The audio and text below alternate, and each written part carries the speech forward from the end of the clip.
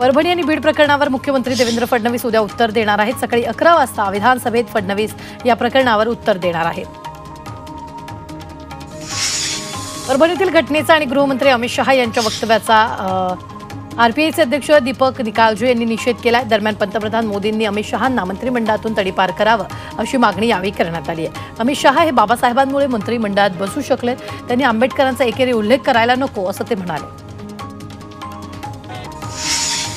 केंद्रीय गृहमंत्री अमित शहांनी बाबासाहेब आंबेडकरांबाबत केलेल्या विधानावरून कोल्हापुरात शिवसेना ठाकरे पक्ष आक्रमक झालाय।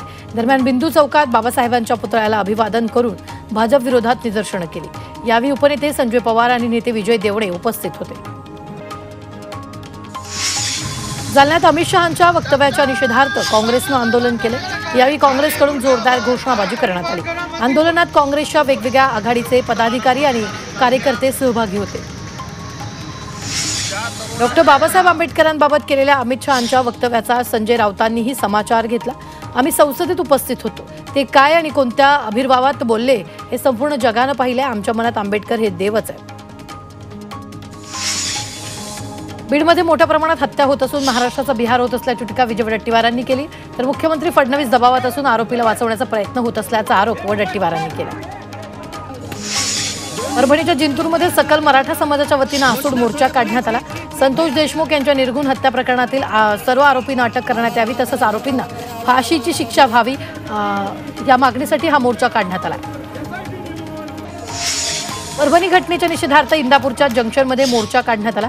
आरोपीला कठोर शिक्षा देण्याची मागणी आंदोलकांनी केली। यावेळी वालचंद नगर पोलीस ठाण्याला आंदोलकांकडून निवेदन देण्यात आलेलं। स्वाभिमानी संघटनेचे नेते राजू शेट्टींनी मुंबई हायकोर्टाच्या मुख्य न्यायमूर्तींना पत्र लिहिले। ऊसाच्या एफआरपी प्रकरणाची सुनावणी का लांबत आहे असा सवाल त्यांनी शेट्टींनी उपस्थित केला। संबंधित न्यायाधीशांना या विषयाचं गांभीर्य नसल्याचं, त्यांनाही ऊस उत्पादकाप्रमाणे 3 टप्प्यात पगार द्यावा अशी विनंती शेट्टींनी मुख्य न्यायाधीशांना केली।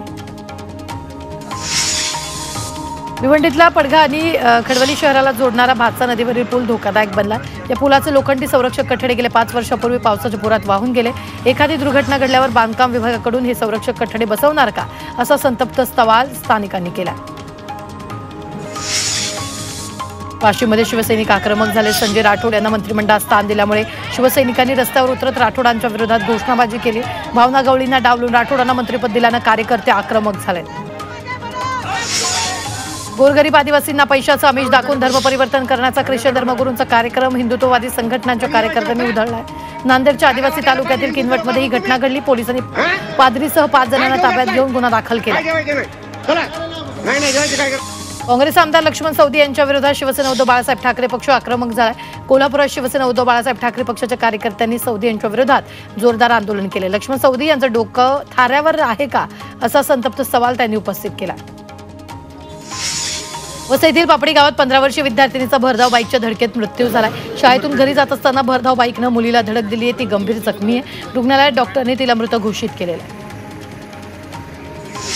लातूरमध्ये भूगर्भातून गूढ आवाज आले, त्यानंतर भूकंपाचे सौम्य धक्के जाणवले। औसा तालुक्यातील गुबाळ, नांदुर्गा, मंगळूर, सास्तूर परिसरात भूगर्भातून एक मोठा आवाज आल्यानं नागरिकांमध्ये भीतीचं वातावरण आहे। या सर्व प्रकरणाची माहिती प्रशासकीय अधिकाऱ्यांना देण्यात आली। नाशिक शहरात स्टॉप अँड सर्च कारवाई सुरू। या कारवाई दरम्यान अंबड पोलिसांनी चोरीच्या 4 बाईक, सोन्याचे दागिने असा लाखोंचा मुद्देमाल जप्त केलाय। पोलिसांनी विना नंबर प्लेटची दुचाकी चालवणाऱ्याला पेट्रोलिंग दरम्यान अडवले, त्यांच्याकडून हा मुद्देमाल जप्त करण्यात आला।